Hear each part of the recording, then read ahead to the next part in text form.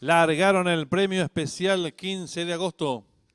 Sale a enseñar el camino a la participante número 2, Justina, toma cuerpo de ventaja. Al número 3, Windy Runcourt, tercero se desempeña el 1. 8 enero, cuarto viene accionando por fuera, mejorando el número 5, Promesero en la quinta ubicación, el 6, Nerito Pintón, cierra la marcha varios cuerpos, el 4, Rey.